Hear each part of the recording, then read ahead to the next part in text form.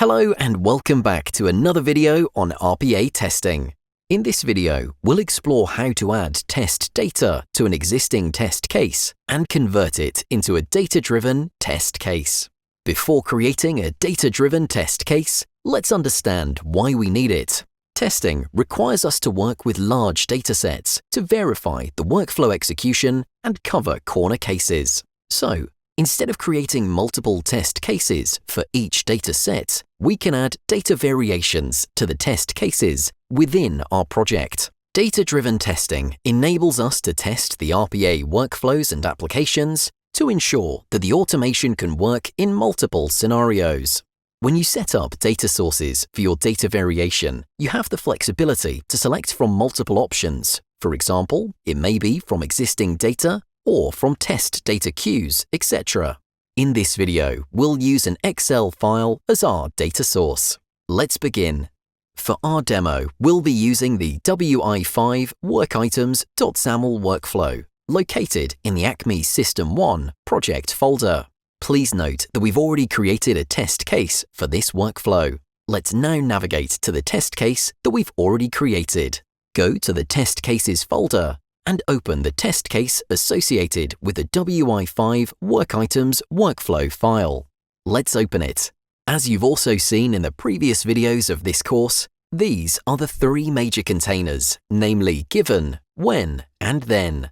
The when container includes an invoke workflow activity that we utilize to invoke the WI5.xaml file. Within the WI5.xaml file, the process involves logging into the Acme website, navigating to the WI5 record, and extracting client details, including their name and country, among other information.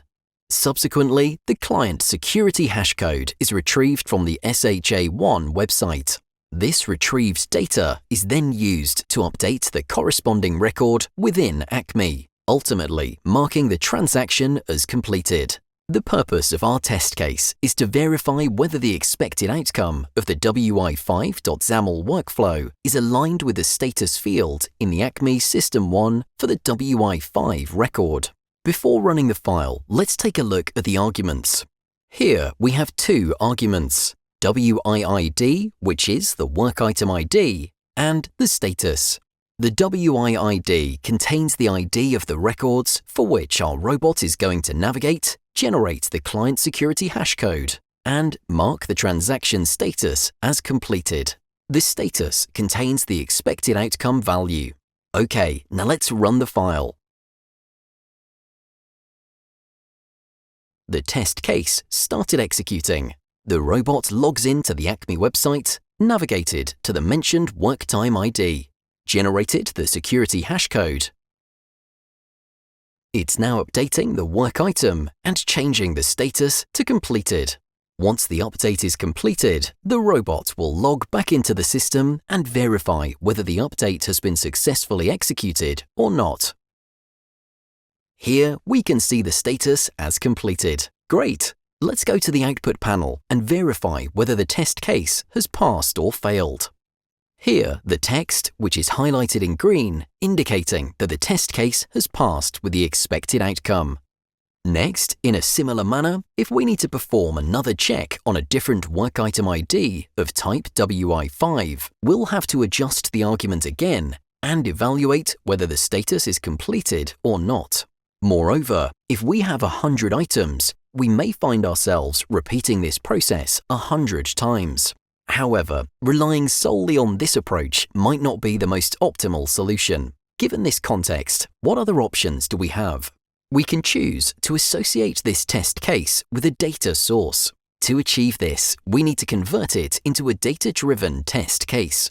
Keeping this in mind, let's proceed to implement this now.